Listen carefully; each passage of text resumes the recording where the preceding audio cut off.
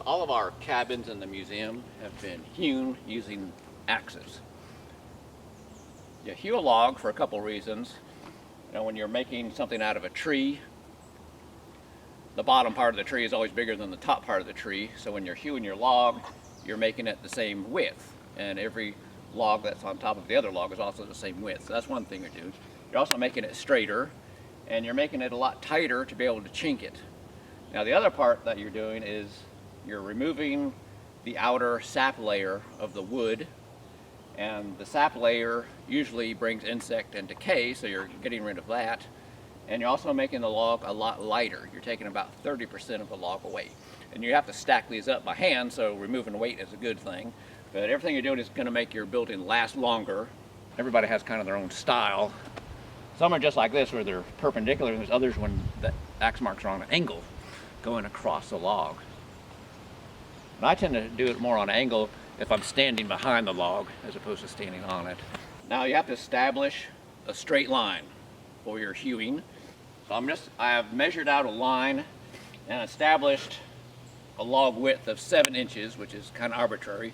But most of our buildings, the logs vary from about 4 inches up to 8 inches, somewhere in that range. So just, if you're hewing for a cabin, you just want to make them all the same. It doesn't really matter what the finished width is. Just depends on the size of the logs you got. I'm going to put in a nail here at this line so I can snap a chalk line.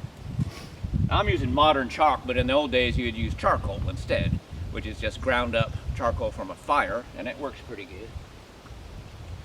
Nothing wrong with it. And I've also seen pencil marks on historic logs where they just pulled a string and then marked every 12 inches a little dash, so you had a dashed line running down the log. And that works too, just whatever works for you. Have a mark on this side. So I'm just going to pull this straight down. So there's our line right there. Now the bark was starting to come off of this log, so I took it off. But a lot of our buildings, they just left the bark on it. And then when you hew it, it's going to knock it off on the sides, but the bark may still be left on the top and bottom. This is the axe I like to use for the next step. This is a felling axe, which is about 100 years old. It's short and stout. I've used longer blades and have actually bent axes doing this next step. And bending an axe is kind of annoying. You wouldn't think that wood could bend an axe, but it actually can. So in the old days, there are 2 ways to hew a log. You would either score it like I'm going to do, or you would cut notches in about every foot, cutting into the chalk line, and then you'd break out the wood in between those notches, and that's called juggling. I don't really care for juggling. It's awkward, and usually it doesn't come out that good, so it ends up creating more work for me. So I like to score it right to the line, taking out the wood, letting it fly off, and then come back with the broad axe and hew it. So that's what I want to do. And you do have to be a little careful on the end over here, because you don't want to get too aggressive and just knock off your finished line there. So I'm going to be a little more gentle on this end. There it goes. All right. So that's down to the line right there. Now I'm going to start hitting a little bit harder, working my way back.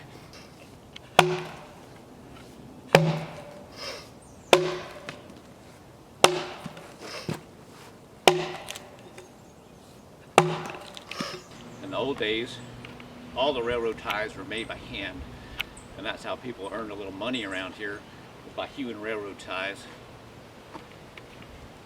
At one point, you'd hew it on 4 sides and you'd get 25 cents for hewing a railroad tie, which seems underpaid to me for the amount of work for it. But money is hard to come by. Alright, so now I'm going to start standing on it, just because that's a more traditional way. So the advantage of standing on the log is you can see the bottom of it better. The lower portion right here is kind of blind when you're standing behind it.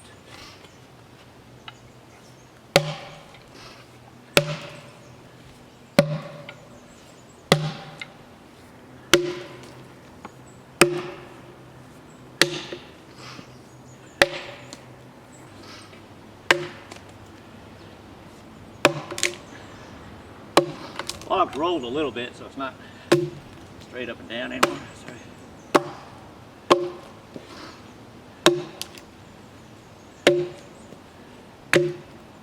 That's the scoring part.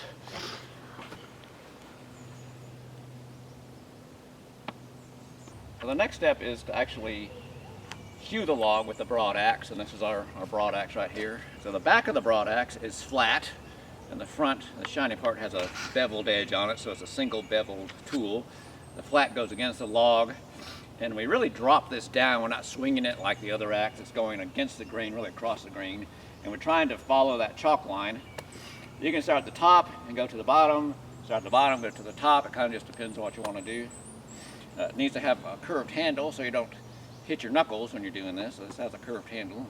So I'm going to brace one leg on the log, one leg against my leg, and then just drop it down.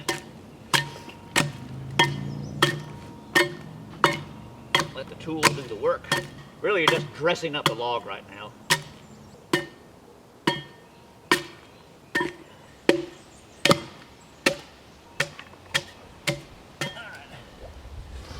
Not bad. We'll call it done.